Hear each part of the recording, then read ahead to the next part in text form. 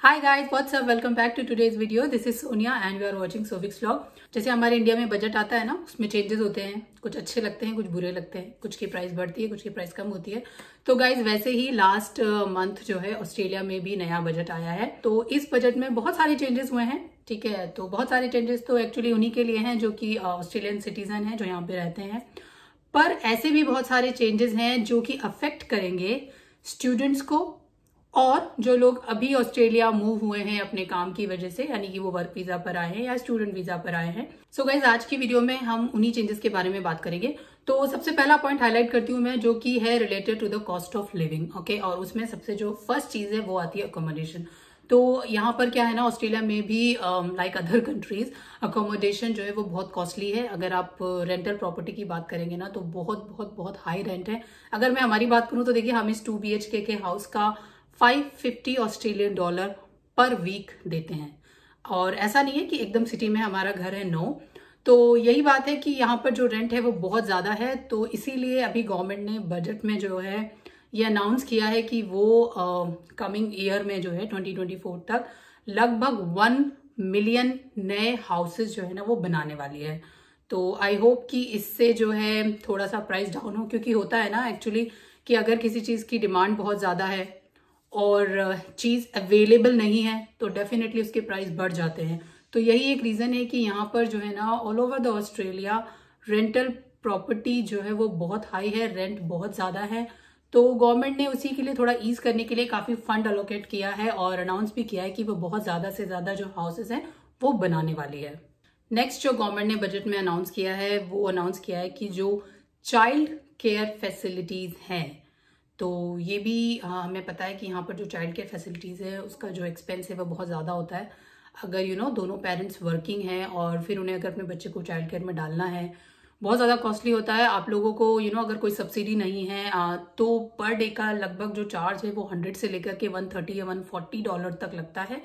तो गवर्नमेंट ने एक्चुअली इसमें भी थोड़ा सा ईज किया है और उन्होंने लगभग 1.2 मिलियन जो है फंड अलोकेट किया है इसके लिए भी, ताकि थोड़ा सा जो है कुछ फैमिलीज के लिए चाइल्ड केयर की फैसिलिटी इजी हो जाए और थोड़ा सा जो कॉस्ट है वो उन्हें कम देना पड़े। जो नया बजट आया है उसके जो चेंजेस हैं वो सारे चेंजेस मोस्टली अप्लाई होने वाले हैं 1 जुलाई 2023 से।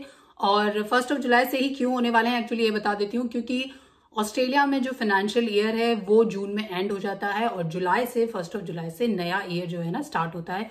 इसीलिए जो भी मोस्टली रूल्स आते हैं, रेगुलेशंस आते हैं, वो सारे 1 जुलाई से ही इंप्लीमेंट होते हैं। तो ये जो सारे चेंजेस अभी आए हैं इनमें से भी बहुत सारे चेंजेस जो हैं मोस्टली एक्चुअली कह लीजिए सारे 1 जुलाई से ही इंप्लीमेंट होने वाले हैं। नाउ जो नेक्स्ट चेंज है बजट में वो एक गुड न्यूज है, और वो गुड न्यूज ये है कि जो फेयर वर्क्स कमीशन है उसने जो मिनिमम वेज रेट है वो इंक्रीज कर दी है। 5.75% हाइक हुआ है। तो पहले जो यहाँ पे पर आवर की जो मिनिमम रेट थी वो थी 21.38 ऑस्ट्रेलियन डॉलर, तो वही अब बढ़कर कर हो गई है $23.23। तो ये स्टूडेंट्स के लिए गुड न्यूज है जो कि यहाँ पर आकर के काम करने वाले हैं। अब उन्हें जो मिनिमम पैसा मिलेगा वो मिलेगा $23.23, उससे कम आपको कोई नहीं दे सकता। काफी सेक्टर्स में जो पे स्केल है वो राइज हुआ है, और जो एज के सेक्टर में स्पेसिफिकली लोग काम करते हैं ना उनके लिए भी सैलरीज काफी बढ़ गई हैं। तो अगर आप यहाँ पर आते हो और एज के सेक्टर में काम करते हो तो डेफिनेटली आपको कंपैरेटिवली द अदर सेक्टर्स अच्छी इनकम मिलने वाली है। नेक्स्ट जो चेंज है वो है वर्किंग आवर्स से रिलेटेड। तो जो इंटरनेशनल स्टूडेंट्स हैं उनके लिए जो आवर्स का रेस्ट्रिक्शन है वो वापस आ गया है। तो अब जो इंटरनेशनल स्टूडेंट्स काम कर सकते हैं वो काम कर सकते हैं 48 आवर्स पर फोर्टनाइटली। एंड ये जो चेंज है ये एज केयर सेक्टर में जो स्टूडेंट्स काम कर रहे हैं उनके लिए अभी एप्लीकेबल नहीं है। टिल 9 मई जो लोग इस सेक्टर में काम कर रहे हैं एज केयर में, वो 31 दिसंबर 2023 तक अनरिस्ट्रिक्टेड वर्क कर सकते हैं, उनके लिए कोई फर्क नहीं पड़ेगा। नेक्स्ट ईयर लेट्स सी जनवरी 2024 में उनके लिए क्या रूल्स आता है, बट हाँ अभी वो लोग जो है अनरिस्ट्रिक्टेड काम कर सकते हैं। नाउ जो नेक्स्ट चेंज है वो है कि जो स्टूडेंट्स को temporary graduate post study work visa मिलता था उसका जो ड्यूरेशन है वो गवर्नमेंट ने 2 इयर्स इंक्रीज कर दिया है। यानी कि अगर आप बैचलर्स करते हैं तो पहले जो आपको वीजा मिलता था उसमें आप 2 ईयर ऐड कर दीजिए, यानी कि 2 से हो गया 4 ईयर।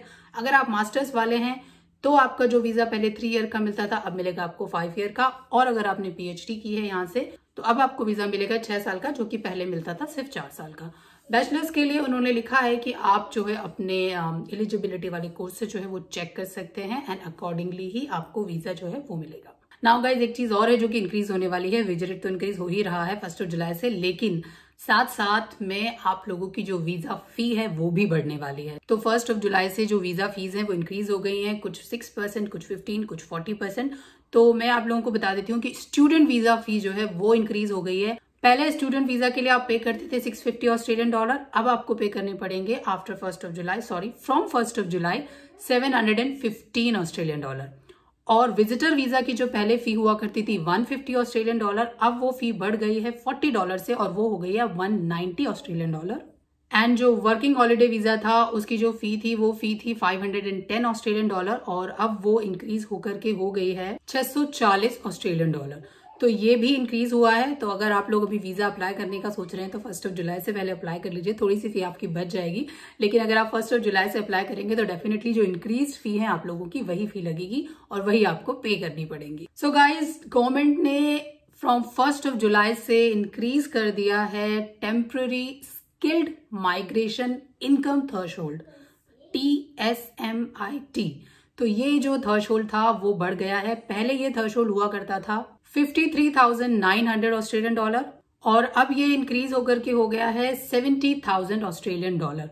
तो ये जो थ्रेशोल्ड इनकम थ्रेशोल्ड गवर्नमेंट ने एक्चुअली बढ़ाया है, इसका जो एक्चुअली रीजन उन्होंने दिया है कि ये उन्होंने क्यों इंक्रीज किया है वो ये दिया है कि ये जो स्किल्ड माइग्रेशन है एक्चुअली उन्हें जो है ना अपने काम के अकॉर्डिंग सैलरी मिलनी चाहिए। उनके अकॉर्डिंग ये है कि भाई ये स्किल्ड वाले लोग हैं तो इनका जो मिनिमम पैकेज है, मिनिमम जो इनकी सैलरी है वो एटलीस्ट 70,000 तो होनी चाहिए।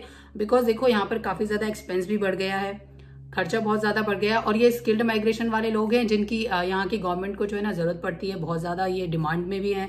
गवर्नमेंट ने जो रीजन दिया है इस थ्रेशोल्ड को इंक्रीज करने का वो यही है कि एम्प्लॉयर जो है वो अपने एम्प्लॉय को एक्सप्लॉयट ना कर पाए और एटलीस्ट उन्हें ये जो मिनिमम जो सैलरी है 70,000 की ये उन्हें दे। तो अब मैं आपको बता देती हूँ कि ये जो TSMIT है, ये जो स्किल्ड माइग्रेशन वाला है, ये कौन कौन से वीजा सब क्लास के लिए एप्लीकेबल होगा। तो पहली जो वीजा सब क्लास है वो है सब क्लास 482 जो कि है आपकी टेम्पररी स्किल शॉर्टेज। एंड जो नेक्स्ट आपकी वीजा सब क्लास इसमें आती है वो है सब class 186, that is your employer nomination scheme. And जो थर्ड वीजा सब क्लास इसमें आती है वो है 494, that is your skilled employer sponsored regional. तो ये जो 3 वीजा सब क्लास बताई हैं इनके लिए ये जो इनकम का थ्रेशोल्ड है ये एप्लीकेबल होने वाला है। यानी कि अगर इनके थ्रू अगर आप अपनी PR अप्लाई करते हैं तो जो अब आपका मिनिमम पैकेज है, जो अर्निंग है, तो वो आपकी एटलीस्ट होनी चाहिए 70,000। नेक्स्ट जो चेंज हुआ है वो है related to your skill assessment. तो स्किल असेसमेंट का जो प्रोसेस है वो फास्ट ट्रैक होने वाला है। उसमें भी जो पहले अपना टाइम ड्यूरेशन था वो अब धीरे धीरे जो है शायद कम हो जाएगा, क्योंकि गवर्नमेंट ने यही कहा है कि वो स्किल असेसमेंट के प्रोसेस को भी फास्ट ट्रैक करेगी। तो ये इटसेल्फ एक गुड न्यूज है, क्योंकि हम सब जानते हैं कि PR अप्लाई करने के लिए सबसे पहले हम लोगों को स्किल असेसमेंट ही करवाना पड़ता है।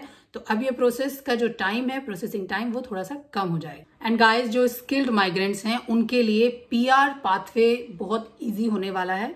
तो उन्हें जो PR है वो जल्दी मिलने वाली है एक्चुअली। तो गवर्नमेंट ने 72% प्लेसेस एलोकेट किए हैं for the year 23-24 for the skilled migrant in their permanent migration programme. तो जो लोग स्किल्ड माइग्रेशन के अंदर आते हैं ना, बेसिकली देखिए जो हेल्थ केयर सेक्टर के लोग हैं ना, अगर हम उनकी बात करें तो आपने पूरे बजट में देखा होगा कि हर जगह उन लोगों के लिए काफी ईज हुई है, सैलरी उनकी बढ़ गई है। और अगर आप हेल्थ केयर सेक्टर में हैं तो आपके लिए PR जो पाना है वो बहुत ईजी हो जाएगा। So that's all for today's video guys. तो ये थे कुछ मेजर चेंजेस, मेजर अपडेट्स जो इम्प्लीमेंट होने वाले हैं फ्रॉम 1 जुलाई 2023 से। एंड आई होप आपको वीडियो अच्छी लगी होगी। अगर आपको वीडियो अच्छी लगी है तो please like, share and subscribe our channel. Thanks for watching. फिर से मिलूंगी आपसे एक नई वीडियो के साथ, तब तक के लिए बाय बाय, टेक केयर।